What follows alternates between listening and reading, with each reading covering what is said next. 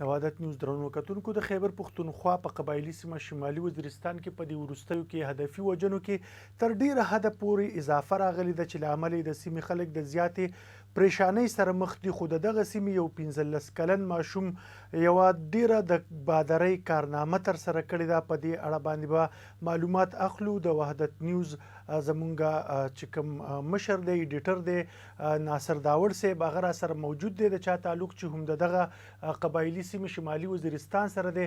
نو ناصر داوړ صاحب دغه واقعه څنګه مخې ته راغلې وه زمونږ کتونکي خبر کوي. یقینا یوسف بھائی لکه تا چې وختي خبره وکړه چې ډېر اهم خبر په دې دی چې شمالي وزیرستان کې ډېرې هدفي وژنې شوې دي، لګیا دي، روانې دي او نور هم کیږي. خلکو دلته ژوند ډېر زیات خراب شوی دی. خو د سجید نومي یو 15 کلن ماشوم دی، هغه پرون د ایداک نه روان و خپل کلي خدرۍ ته. خدرۍ ایداک بالکل په منځ کې دریا ټوچي ده، یو خوړ دی بس نور یې سم نشته، نږدې دي.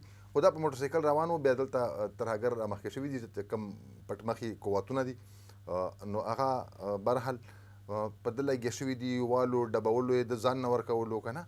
هغلته ځایي خلک هم را جمع شوي دي، خو خلکو صرف تماشا کوله، نور د خلکو هیڅ قسم کردار په دې کې نشته. بیا یوه زنانه راغلې ده، هغې مینتونه کړي دي دې ټوپکمارو بدماشانو ته. 3 کسانو چې د دې ماشوم دی، دی به مور وي، هغې ته دوی ویلي دي چې داسې ډېرې میندې مونږ جړولې دي، نن به دا هم جړي.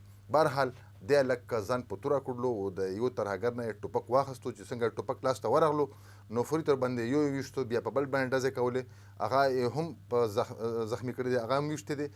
خو دغه دریم چې کوم یو بدماش و هغه ته تښتېدلی دی.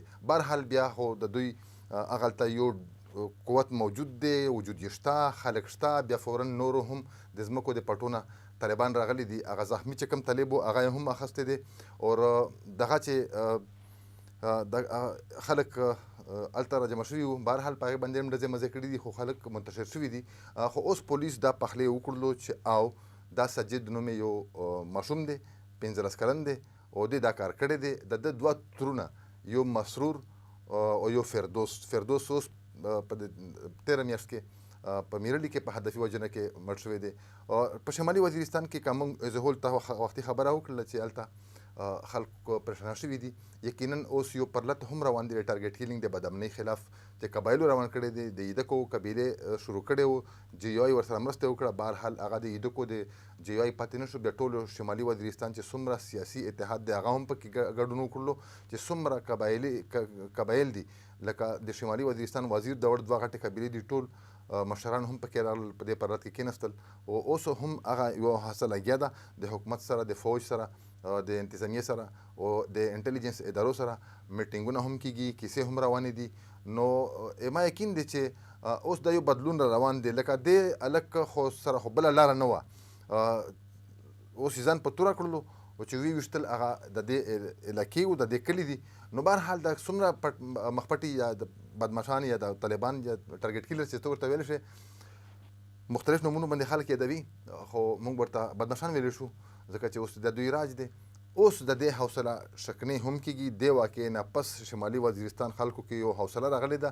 یو خو د هلک ته ډېر د هیرو په نظر، د قدر په نظر ګوري چې یقینا دې ماشوم په خپله توره باندې ځان خلاص کړی دی. او هغې د خلکو دپاره هم یو د عبرت نشان دی. کم خلک چې په دې موقع ولاړ وو او کتلې، تماشا یې کوله، نور یې هېڅ هم نشول کولی. نو دې هلک دا ورته وښودله چې او زه که چېرته څوک یو ماشوم هم ځان په توره کړي نو د مصیبت نه، د ګن نه، د تکلیف نه، د مسلې نه دا خلاصېږي هم. یوسف دا کیسه په دې ځای ختمه نه ده. اوس هلته طالبانو قوتونه هم موجود دي او د دې خلکو قبایلي چې کومه پرلت دی هغه هم روان دی. اوس په پته لګي چې د قبایل او دا مخپټي خلک د بدماشان دا اوس د ماشوم د قبیلې سره څه کوي، د ماشوم سره څه کوي، دا به د دې خلکو یو سوچ وي.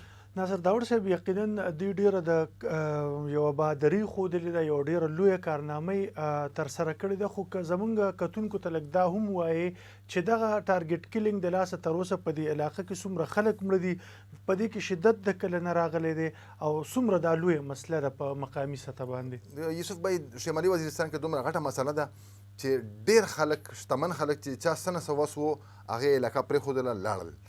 په دې 2018 نه را په دې خوا اوسه پورې 1500 پورې ټارګېټ کیلینګ شوي دي په شمالي وزیرستان کې.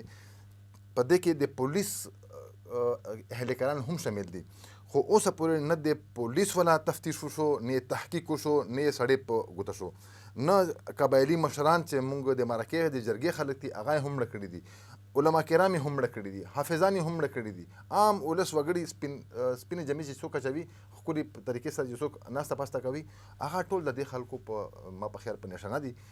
دې وجې نه دا کې مسله غټه هم ده، سنجیده هم ده، سیریس هم ده.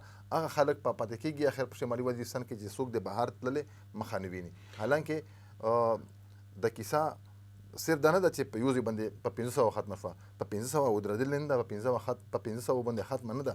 څوک هم چې د طالبانو خلاف سوچ کوي یا خبرې کوي ابا دغسې مري لکه د ماشوم باندې چې د برید وکړلو، ځکه چې د ماشوم خاندان خو یې تباه کړي دي، 2 تورونه ورته مړه کړي دي، د ماشوم به ایله د طالبانو خلاف خبرې کړي دي، په هغې باندې دوی نه پرېښودلو.